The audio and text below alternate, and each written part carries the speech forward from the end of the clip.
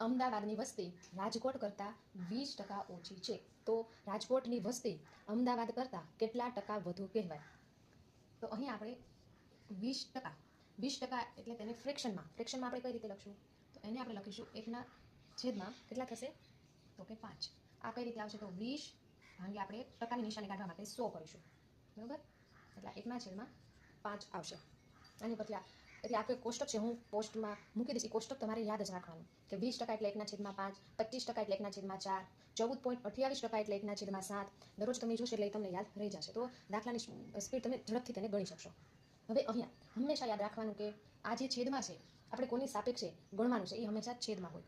અહીંયા શું છે, અમદાવાદની વસ્તી તો આપણે જોવાની છે, પણ કોની સાપેક્ષે? તો કે રાજકોટની જે વસ્તી છે ને એની સાપેક્ષે વધારે છે કે ઓછી છે તે આપણે જોવાનું છે. તો અહીંયા જે છેદમાં હશે એ રાજકોટ કરતાની આગળ છે એની સાપેક્ષે આપણે ગણતરી કરવાની છે. તો અહીંયા જે 5 છે, 5 એ રાજકોટની વસ્તી થઈ. શેની? રાજકોટની વસ્તી. અહીંયા વધારો કે ઘટાડો? અહીંયા આપણને આપેલું છે કે ઓછી, એટલે અહીંયા આપણે વધારો અથવા તો ઘટાડો. તો અહીંયા આપણે લખીશું રાજકોટની વસ્તી. રાજકોટની વસ્તી રેશિયો મેથડથી આપણે ગણીશું.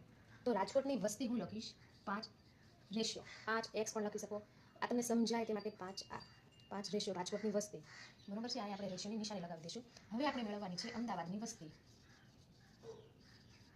અમદાવાદની વસ્તી કેટલી થશે? આ વધારો કે ઘટાડો કઈ રીતે ખબર પડશે? તો એ ઓછી છે, તો 5 કરતાં રાજકોટની વસ્તી 5 છે, એમાં એકનો ઘટાડો ઓછી થાય એટલે એકનો ઘટાડો થાય છે, એટલે કેટલા આવશે? તો કે 4. એટલે 4 રેશિયો. અમદાવાદની વસ્તી 4 રેશિયો છે અને રાજકોટની વસ્તી 5 રેશિયો છે. હવે અહીંયા આપણને ખબર છે કે કેટલા ટકા વધુ કહેવાય. ટકા કાઢવાના હોય એટલે આપણે અહીંયા ગુણ્યા 100 પણ મૂકી દઈશું. અહીંયા આમ હશે, પછી અહીંયા છેદમાં શું આવશે એ ઘણાને તકલીફ પડે છે. તો જેની સાપેક્ષે આપણે ગણતરી કરવાની હંમેશા છેદમાં હોય. અને તે કઈ રીતે ખબર પડશે કે આ કોની સાપેક્ષે છે? તો અહીંયા લખેલું છે કે જો અમદાવાદ કરતાં અમદાવાદની સાપેક્ષે આપણે ગણવાનું છે, તો અમદાવાદની વસ્તી કેટલી થશે? તો કે 4 રેશિયો. કેટલી થશે? 4 રેશિયો, બરાબર? એ છેદમાં આવી જશે. અહીંયા શું આવશે? વધારો કે ઘટાડો આવશે. તો શું છે? રાજકોટની વસ્તી અમદાવાદ કરતાં કેટલા ટકા વધુ કહેવાય? તો આપણે જોઈએ કે ભાઈ રાજકોટની વસ્તી 5 રેશિયો છે અને અમદાવાદની વસ્તી 4 રેશિયો છે. તો 4 રેશિયો કરતાં રાજકોટની વસ્તી કેટલી વધુ છે? કેટલી વધુ છે? તો કેટલી? 1 વધારે છે. 1 રેશિયો વધુ છે.